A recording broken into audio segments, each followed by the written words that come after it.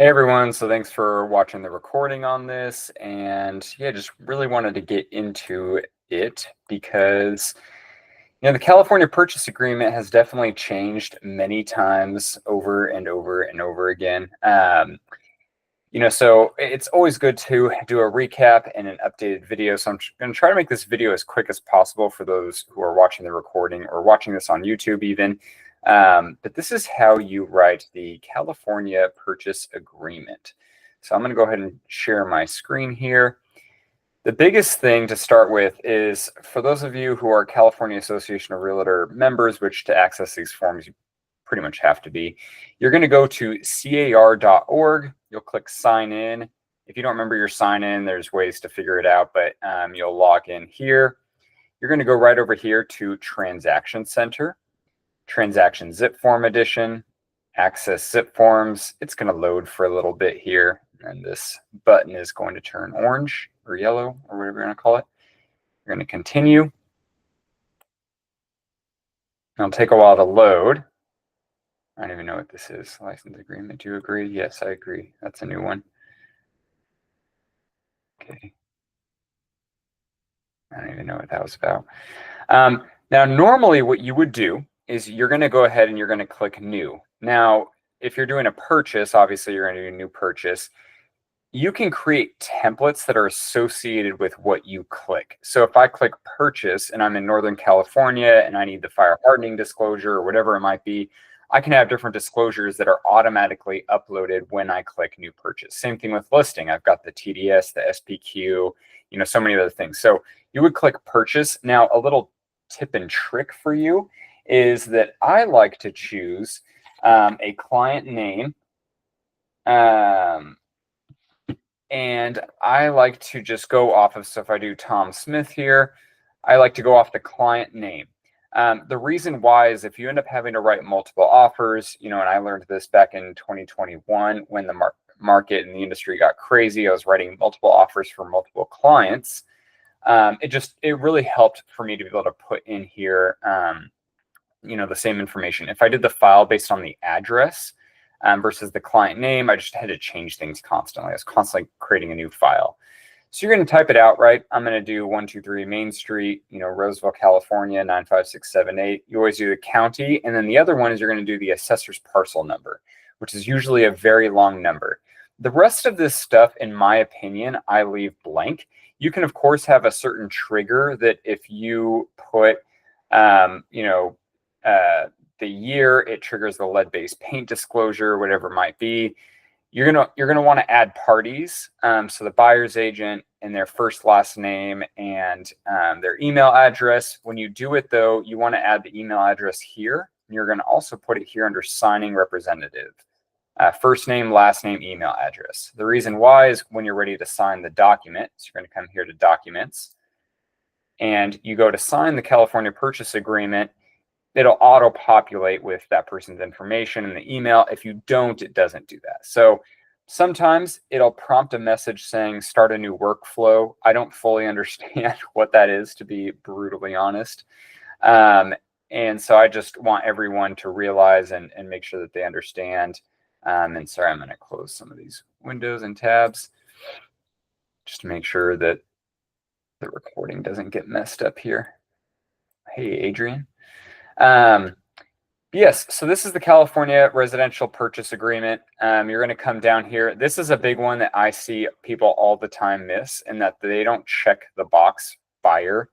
But make sure you're putting their name. This is your brokerage license number. I know it says agent, but it says real estate broker firm. So if you're in our brokerage, there's no comma. The INC is not capitalized. There is a period, or there may not be. That part doesn't really matter, but there's no comma. Your brokerage license number, your name, and your license number. There's this first document covers agency relationship. So when you have someone say, oh, dual agent, they don't do blah, blah, blah. Okay, you can read it right here of what your duties and responsibilities are. This is going to be your biggest verbiage. Oh, it doesn't let me highlight it. That's cool. Is going to be your fair and honest dealings. So I cannot lie, but that doesn't mean I have to divulge information that affects our ability to negotiate. So that's probably the biggest thing I hear from people is, well, you have to say this. Well, I can't lie, but I also do not have to disclose any information that may put my buyer or my seller in a position where you can leverage that against them for negotiations. Okay, so California residential purchase agreement and joint escrow instructions. So you're going to have escrow officers that know this is called the residential purchase agreement, and they're going to say, please send me escrow instructions. And you're going to say, what the hell is that? And we're going to say it's this. It says and joint escrow instructions. I mean, in many states, that's what this is. I always like to pay attention to revised date because sometimes I'll see that it was revised and I wonder what was just revised. Yes, they email us, but then again, not really. They email us intermixed with a ton of advertisement for all the different people, affiliates trying to advertise through CAR. So I don't always know if there's an update or what's been updated. So I like to pay attention to that. The date prepared is the date you prepare it. So let's say I send this to the buyer, they sign today. Husband signs today, wife signs tomorrow. Seller's husband signs the next day. Seller's wife signs the following day. What day, because we have 4 dates now, what date are we referring to this contract? We are referring to the date prepared. So don't worry if that was 10 days before submitting it. This is the date of the contract, date prepared. Right, first name, last name, blah, blah, blah. This is where it'll get auto filled in from that first tab that we talked about. This is where you do want to put the full name of the seller brokerage firm. So if it's Keller, if that's just what it says, and most MLSs, I just pull up the MLS, I search the listing, I just copy and paste the whole brokerage name because, you know, Keller Williams will have Keller Williams of California, like EXP. I would never put EXP because the thing is anything that you put that is incorrect. So let's say I'm representing the buyer, and that's how we're going to, because I'm the one filling this out, right? So I'm representing the buyer. I don't want to make any mistakes that the listing agent will feel, hey, I need to counter this document because you put Keller Williams. Really, we're Keller Williams of Sacramento or whatever it might be of that branch location or you know, whatever's on the MLS. Or I don't put their license number because I'm going to let them put it. The problem is they will counter you and say, seller's brokerage firm, Keller Williams Realty, is license number is this.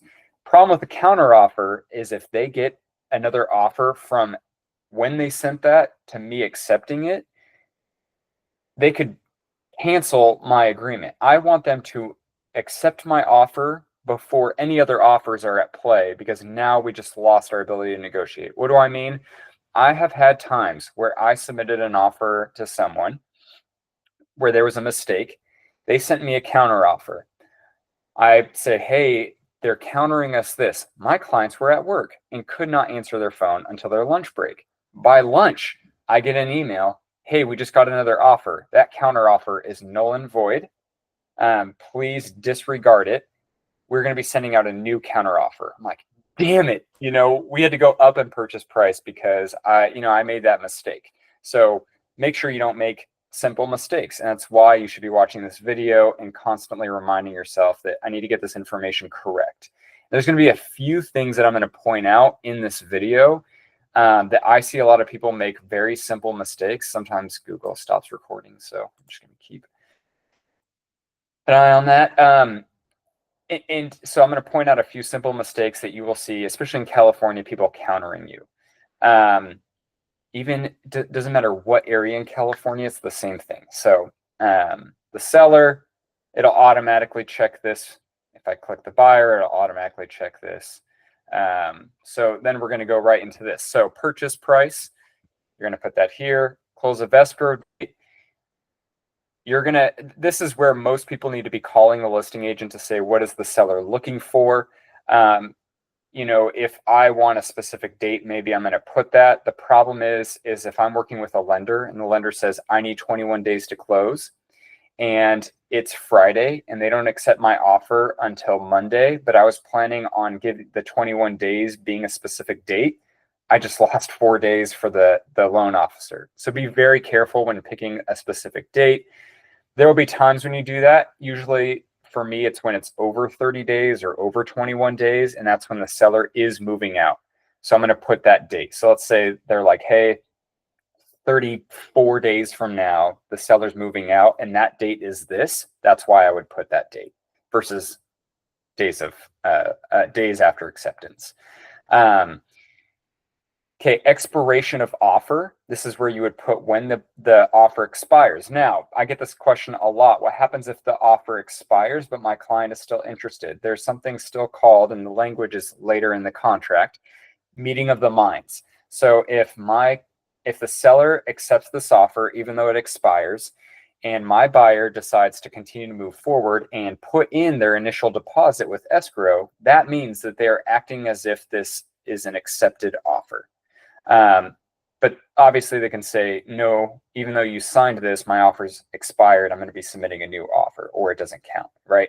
It's up to you on, putting whether there's going to be an expiration of offer, and that's a strategic, either you need to do it because you want them to accept your offer before the weekend or whatever it might be. I wouldn't blanket always shorten this, because sometimes you can piss some agents off if they're saying, hey, you submitted your offer at 3 p.m. on Sunday after showing the house on Friday of last week, and you put that the offer expires in 3 hours. Yeah, kick rocks. And the reason why that's not a good strategy is you're just going to piss someone off, and it's just ruining your ability to negotiate.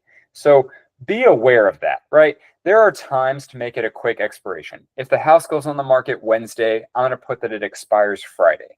If I showed it Wednesday or even Thursday. Why? Because I don't want it to go throughout the whole weekend. Why did you put it so early? You know what I mean? That would be a good time to put that. Going into initial deposit, this is also a big one. Okay, people will put the smallest amounts. Now, this initial deposit, sometimes referred to, even though it doesn't say it in the contract, as the earnest money deposit. Earnest money just means, right, in California, we follow the English law, which is, I have a contract, and then I have something of value, right? Someone could have a painting and they say, my initial deposit is this painting, whatever it might be. I could do Bitcoin if I wanted to. But my initial deposit is something. Now, usually we all initial and sign liquidated damages, mediation, and arbitration, which has a clause that says you have to prove liquidated damages in the event of a lawsuit in a breach of contract. Breach, not cancellation of contract due to a contingency. Crystal clear about that. Now, that cannot exceed, per liquidated damages, the deposit or 3%, whichever is less, 3% of the purchase price. So people sometimes will put 3.5. It's like, that's great, but that doesn't mean anything. 3% is the max. So I like to put a decent deposit, 2%, whatever it might be, as much as I can. Why? Because I still have tons of contingencies that protect that money. But if I put a really low amount, the problem is I'm going to get a counter offer with most agents. Some people will say, oh, the higher offer, or, the higher deposit, the more serious the buyer is. And it's like, I guess, but I still have a ton of contingencies that I can cancel and get that money back. So it's not as crucial to me. But it is a reflection of someone's whatever. I mean, if they put $1,000, technically, even though I remove all my contingencies on the last hour of the last day, I could cancel and say, yeah, keep my deposit. I'm going to go find a different house.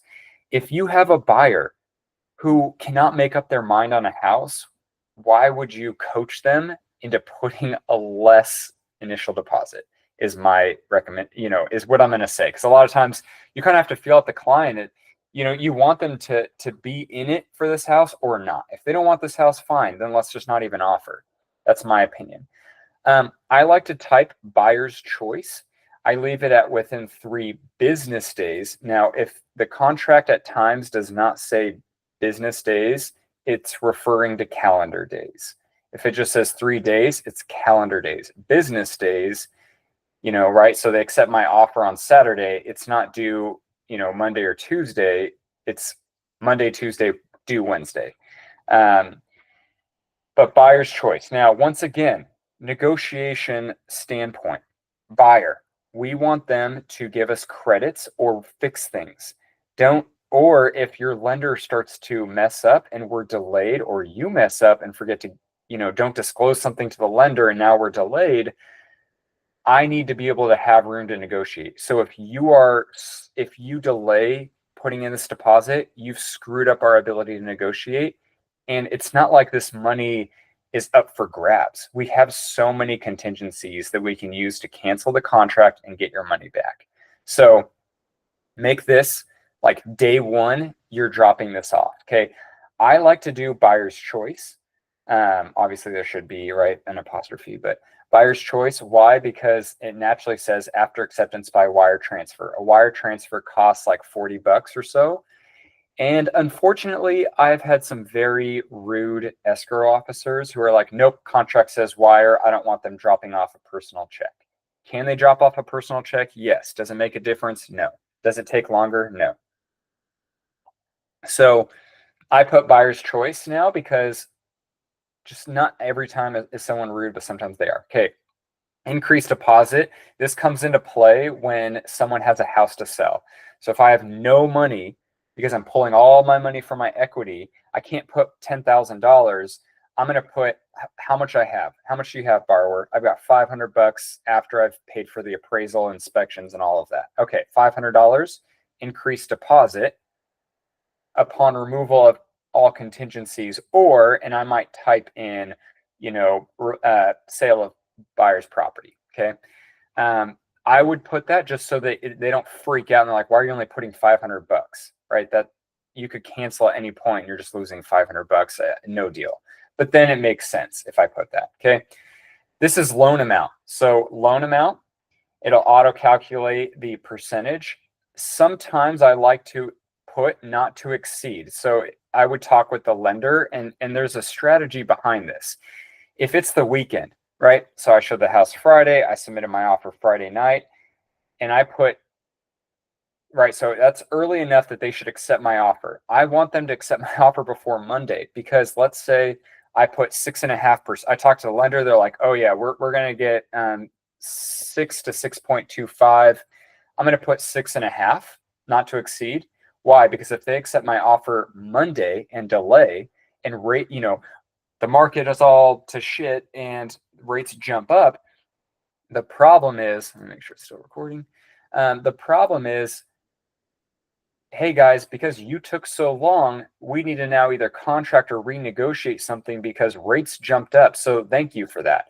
I also would put points. So points is a percentage of the loan amount. So no one just gets a rate. It comes at a cost or not. A par rate would be no cost, but very rarely is there just like absolutely zero, unless if I did an exact specific rate, like 6.429785.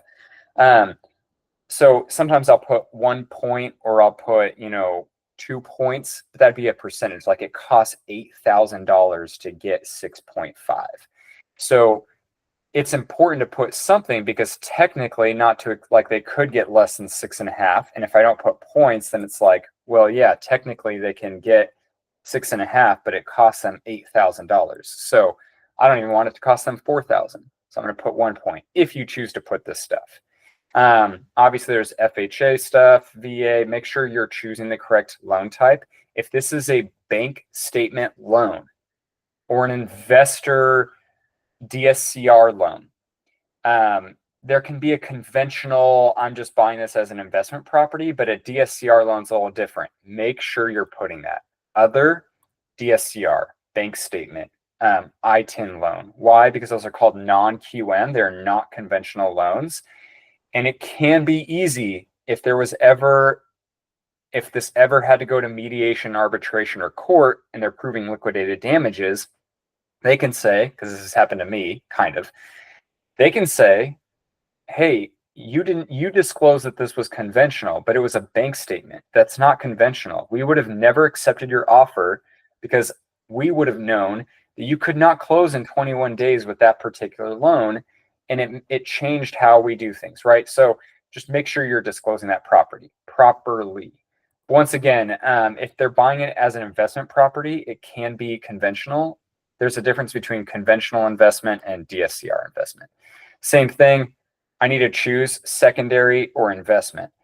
I've had people ask me for tax purposes, will the IRS look at this document? No. So this is a disclosure to the seller. I'm buying this as a second home or an investment home. There are other reasons, but yeah.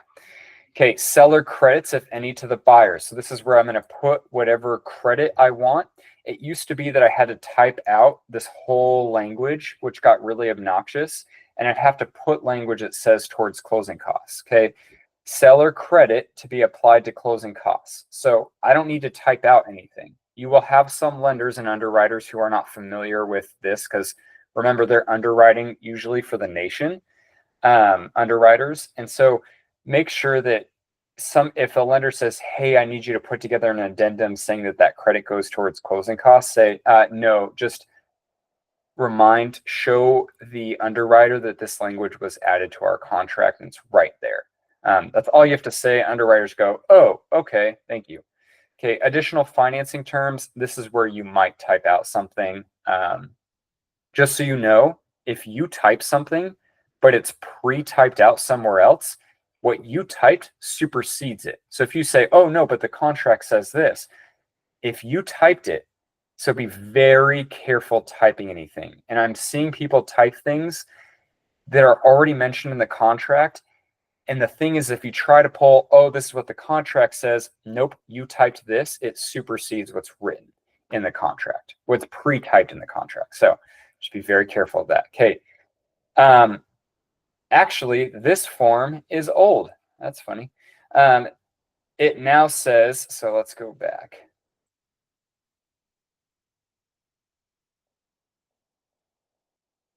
If you ever need to update a form, you can just come in here to all forms. Going to remove form. Yes. I'm going to add form. Why? Because it changed our, see, revised date. Oh, 12/24. How awesome is that? Okay. So right under here, it now says this for payment. So seller, if you're asking for the seller to pay your commission, seller payment of buyer's obligation to compensate broker, I'd shoot for the stars, and this is a negotiation thing, okay? We've been on the market for 2 weeks. I call, or they've been on the market for 2 weeks. I call, they say, we have no offers, please submit. I'm giving them their list price with a credit. It just now says for closing costs. I will put 3%. If I hear multiple offers, I'm going to put 2.5. If I hear we're way over the list price, my client absolutely has to have a credit, maybe I'll put 2, just to try to win it over. And I'll remind them about it. If applicable, you can just pick a dollar amount. I think new agents have a really, really bad habit of always reducing their commission. But this is a negotiation thing. So if I put 2.5 and they come back and say, hey, we're only paying you 2, I'm going to say, okay, what's 0.5% of the purchase price? I'm going to increase the credit, right? You want to play games, then I'm going to play games back. You need to learn how to tell your seller that I brought you a buyer. You're just using equity, in my opinion, from appreciation, not necessarily paying down your mortgage. And to be honest, in most areas of California that I've noticed, the sellers have hardly done anything to update their house, and they've just sat on appreciation. So anyway, verification of all cash sufficient funds. It naturally says attached to offer. Verification of down payment and closing cost attached to offer. It used to just be a pre-approval letter was a verification of down payment and closing costs, because for me to most pre-approval letters will say I have verified their down payment and closing costs through their bank statements, whereas a pre-qualification isn't that. So I'm seeing people checking this box and putting 3 days after acceptance. Why would I ever? That means I have no idea if your client has really been pre-approved or not. Fully underwritten pre-approval means that it has gone through underwriting. So I would always do this and just have my clients take a screenshot of their bank account, black out information. I'll tell them, if our down payment is $100,000, let's add in another 10,000 in closing costs, right? 2%. So make sure you have around 110 or 115. Do not send me a bank statement or a screenshot from your bank account with blacked out account information. But don't send that to me with 300,000 in the bank. It just ruins our ability to negotiate. Please try to transfer those funds. But yes, right. We'll check that box, or not, don't check that box. So I'm going to put pre-approval, and I'm going to make sure we include the verification of down payment. At least check this box. If you want to do this, fine, but I would at least check it. Okay, final verification of property condition. I like to do 2 days prior to close of escrow, not 5. Why? Because there's a lot of stuff that can happen in 5 days to the property. And so I want to make sure that it is the final walkthrough is somewhat of a formality, but the property has to be in the same condition that you originally saw it when you put in the offer. So our lockbox registers, I saw it Friday, I submitted the offer Saturday, they accepted it Sunday. The condition that property was in Friday is how it needs to be presented, with the exception, and this is a new thing they added the last couple of years, personal items, including trash, have to be removed. They do not have to clean the property. They do not have to vacuum the property. They have to remove trash, though. It says removal of personal items. So it still is worth clarifying that. Assignment requests, this is not worth talking about right now. Okay, contingencies. I would always try to lower your contingencies, because even if it's 1 day, mentally to the listing agent and to the seller, it looks better than every other offer. So I would try to put this, and you always do not put this without either one of these, loan or appraisal, without talking to the loan officer first, right? Because they're going to be the ones, based on their license, certifying the removal of that contingency. Like, I will never remove my loan contingency until I get an email or a text from the lender saying, yes, we are good to remove the contingency. And then I'm going to tell the client that. Does that mean that they have to have a clear to close? No. Like, I have it right now where, we have one condition left, and it's because one of the buyers had a baby last year, and so the income is just off. All we do is submit a letter saying, I had a baby, I was out of work for 3 months. Boom, clear. But I don't need that as of right now in order to remove our loan contingency. So it's up to the loan officer, and then, of course, the client as well. Investigation of property, lower that if you can. Once again, be very careful and be aware of, home inspection companies, their schedule. So like in our area, you're kind of pushing it at 10 days. I don't know why they're so booked up. It blows my mind for how much money they charge.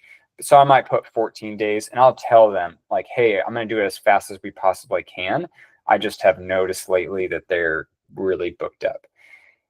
Informational access to the property is the only one I always leave blank. Why? Because it says buyer's right to access the property for informational purposes is not a contingency, comma, does not create cancellation rights, comma, and applies even if contingencies are removed. What does this mean? My client wants to go and measure for new flooring. We've already removed our inspection contingency. Seller tells me, no, you're not allowed in the house. You've already removed your contingency. This has happened to me. And I said, you can F off, because we have this and we're still within our rights. You can even increase this. So I can put, 21 days. I'd be a little careful because people don't understand what this means. If my client wants to go and look at it, let them go look at it. Jesus, like, you guys need to relax. The same with these. If I lower my investigation, I'm going to lower these. Here's why. Review of seller disclosures. If I put 15 days, because I put in 15 days here, days after acceptance, or 5 days after delivery, whichever is later. So we get into contract, they send me the document, the seller disclosures. boom, I have 5 days. So I've removed my inspection contingencies. This has happened recently. And they sent me common interest disclosure as an HOA disclosure. And it's like, okay, I removed my contingencies, but this now triggers, because it's a new disclosure, a 5-day right to review and rescind, basically cancel the contract. So I always lower those. Sale of buyer's property. Sale of buyer's property is not contingent, is not a contingency unless checked here. So this is a form that we could do a whole nother class on. Make sure we're still recording, because there are boxes that if you forget to check on this form, you're seriously screwing your buyer over. If you have a listing and someone attaches this, call me, because we have to make sure certain things. Time of possession, I usually leave this. It's just upon notice of recordation. It used to just say at 5 p.m. on the day of recordation, but this is a California thing. When I hear we are on record, that's when I get to give you keys and you possess the house. Okay. Seller occupied or vacant units, close of escrow date, or if checked, right? This is the right to remain in possession. So when you go over 29 days, so a seller stays in the home after we've closed escrow for more than 29 days, they become a tenant and are subject to tenant rights. So if at day 30, they decide to squat on the house, they're not going to leave, I have to give you a 60-day notice to vacate. I have to wait 60 days. Then I have to go and take you to court and go through the whole eviction process. So I'd be very weary about choosing 30 days or more. I've had it where the seller is in the military, and I told my client I can call their company commander and tell them that they're squatting on a house, and they will get in a lot of trouble. So for me, there are times where it's okay and times where it's not. A lot of times it has to do when people are waiting for their new home to be built, and I would just call me and let's have a conversation about it. Same thing with tenant occupied. Definitely check that. I don't change any of these, because if I'm representing the buyer, I do not care. And I'm going to tell my transaction coordinator, and you're going to tell your transaction coordinator, do not ask more than one time for seller disclosures. Why? Because if they want to take their sweet freaking time and send it to me on day 7, I don't care, because now I have an extra 5 days from day 7, or even if it's day 8, to review them and cancel for no other reason. And it just puts my buyer in a better position for negotiations, for whatever it might be. So I leave that be. Now, going down here, make sure you go through and talk with the listing agent. What is the seller okay with leaving? Now, buyer, what do you want included? And check the box. We have this law and basically a rule of, property that is fixed to the property goes with the property. Personal property that's not fixed to the property is personal property and can leave. So if I take a house, I flip it upside down and shake it, whatever falls out is personal property. Here's the biggest thing I'd say. Don't use that stupid analogy as something that's going to cause a huge problem. So if I see that there is a Tesla charging thing drilled into the wall, but it's a plug into the wall, technically it's drilled in, so it should stay, just ask, just put it in here. Because the worst thing that's going to happen is a week before we close, the seller took it, and now we're all arguing about whether it was fixed or not and blah, blah, blah. Just put it in here. Save yourself the headache. Same thing with excluded items. Yes, they're supposed to remove personal items. Just put it in there. If they've got plants and pots everywhere and you're like, I don't want all these stupid plants in these pots, put it in there to remove the excluded items. Put it in there. Or type it out, seller to remove potted plants. Natural hazards disclosure. There's a sneaky company that decided to create a provided by. This is a big one. People will forget this. So you put seller. I like to put seller because they usually provide it. Up to you. If you're trying to win over a deal, you can put buyer, and American Home Shield offers like a $50 one versus $100 to $150. You always want to check environmental. So if you're not trying to, I'd rather have my buyer pay $50 and if it helps justify the seller paying for the home warranty, right? Or, if I have a seller, I want them to put, if they're going to put seller, I want them to put seller may choose. There's a provider that's called Seller's Choice. So don't put Seller's Choice. You will have agents that will counter you to the correct name. Now, once again, this whole section, make sure, and even calling the agent about any of this stuff, make sure you're looking on the MLS and the confidential agent remarks first, because you will piss them off. And once again, your ability to negotiate starts, and the leverage you have starts with the first phone call, or no phone call. So if I call and I ask them questions that were already pre-typed out in the confidential agent remarks, you're going to make them upset. And unfortunately, there are a lot of listing agents that speak for their clients and will do things that they put their emotions into it. And so I'd rather them feel like I'm the most amazing person to work with, because if that helps my client get a better deal, then that helps my client get a better deal. I'm putting my ego aside, even if that means like they think I'm stupid and they're getting one over on me. I don't care, because I know on the back end I'm beating them, whatever it might be, right, for my client. So if they put all the stuff is included and I call and say, hey, I just want to double check. Nope. You put that it was included, so I'm checking them boxes and I am not asking you about it. Same thing, they put natural hazardous disclosure to be with, or they include it, they attach it. I'm going to put that in here. Seller provided by, I'm going to put the one that they attached in the MLS. Don't worry about this. If you're up in the hills, then obviously you can put that, anywhere where there's high fire. Don't worry about these. If your buyer really wants them to pay for certain inspection reports, sure, but otherwise I'm not putting this.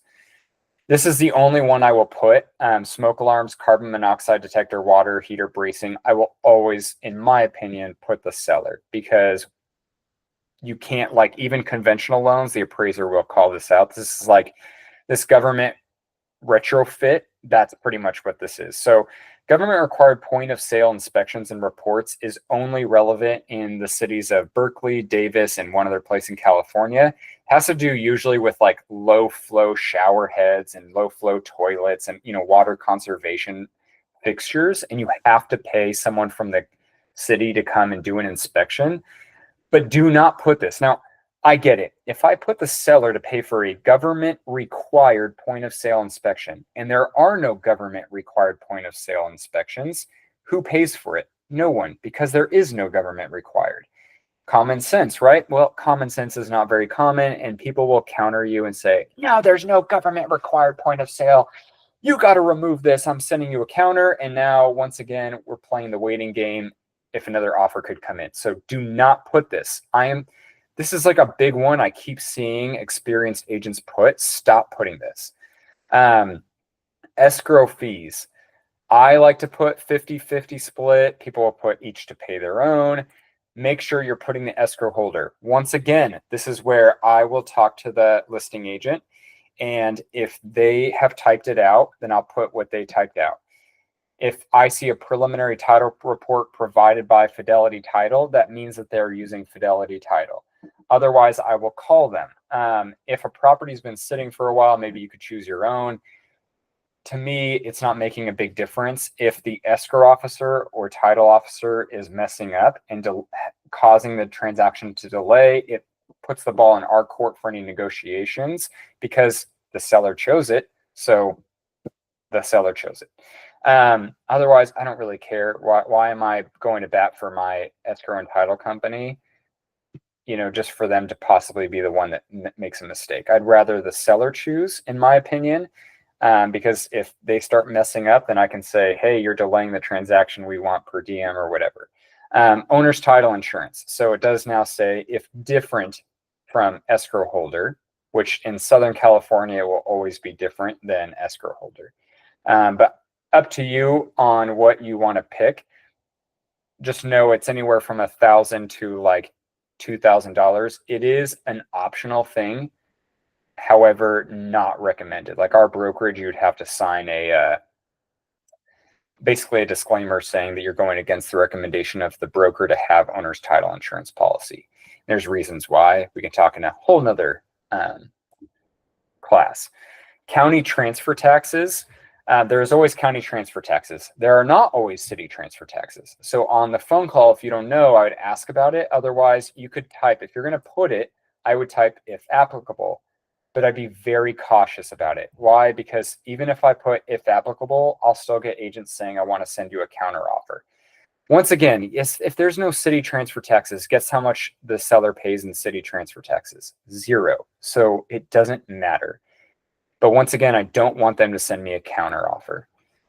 Private transfer fees. If the home was built by Lennar, there's going to be a transfer fee because Lennar is a little shady shyster and decided to create a nonprofit where they don't contribute anything. And I'm standing by that, but they will make every homeowner contribute to this nonprofit thing in Lennar's name every time they sell the house. So that's where that would take effect. There's parts of Roseville that have this called a placer land trust. You do want to put that. It sucks to have to negotiate it later. And a lot of times you end up having to pay for it out of your commission. There's reasons why. Home warranty plan. If you choose seller, you need to make sure you put that it includes the HVAC or it includes the pool or whatever, if there is a pool. So, or appliances if you want that. If it was me, I would know front to back whatever provider. So like I like using American Home Shield because we have a good rep with, let me make sure we're still recording. Yeah. I have a good rep. We have a good rep with American Home Shield and I can get the exact dollar amount. So if I pick the seller and I put $650, but really I only had to put $575, that could make or break our offer getting accepted. This is what you always have to keep in the back of your mind. A lot of agents are lazy, and I'm going to say that because you need to remember that. Why? Agents don't want it. It's a lot of work to send out multiple counter offers because I have to tailor fit them to every single one, or you're just going to be a crappy agent and you're going to say, come back with your highest and best offer, which agents that do that, you are not getting as much money out of these multiple offers as you think you are. So I've had this happen. Like I've had neighbors get pissed off with other agents and use me as their buyer's agent for their replacement house because their buyer didn't want, or their listing agent didn't want to send a multiple counter offer. They just wanted to accept whatever offer netted them the most. And it's like, if I have multiple offers, I might as well send, right, a multiple counter offer. So in preparation of, knowing that there are going to be some agents that just go with what they net and they put in 650, even though it's not 650, because it says if seller's cost not to exceed. So if you go from 575 to, or 620, or 575 to 700 is the next category for plans.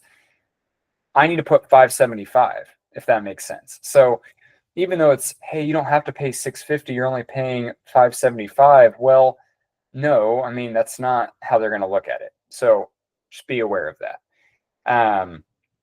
If the buyer waives their right to a home warranty plan, I would seriously have a serious conversation with them about it. Because I've had day one of them moving in, the HVAC broke, and for some reason they spent $15,000 replacing it and they waived their home warranty. And who did they blame? Me. So why? I don't know. Other terms, once again, you can type out whatever. Now the rest of this you can fix later. If you forget to check, there's tenant, maybe not tenant occupied, but any of these other ones, I want to make sure I don't always have to check, right? They could provide a trust advisory later or an REO or short sale. The only one that I do check is septic well, property monument, and propane addendum, because there's a lot of things we have to negotiate within this of who pays for what at what point in time. Now, when you're ready for this to be signed, right, you click prepare signing, you go through the process. It's going to automatically put initials where they need to be. The only thing it does not do, and the rest of this document is all of the legal language of everything else you filled out. So if anyone says, what does this mean? You scroll down to that section, you read it verbatim. It's pretty straightforward. The main one, every new person makes this mistake, is they forget to go over when they get in the signing platform. So let's just go through it actually. Oh, geez. Main folder, it doesn't really matter. If you're a member of the California Association of Realtors, which everyone probably watching this is, AuthentiSign is free. And in my opinion, it's just as good as DocuSign. It's just they don't have their own app necessarily. So if you see add participant, add yourself, role is what you want to pick. And so where's buyer's agent? Selling agent is going to be the one you choose because you're selling the house. Save. Boom. Automatically adds that. Next one is going to be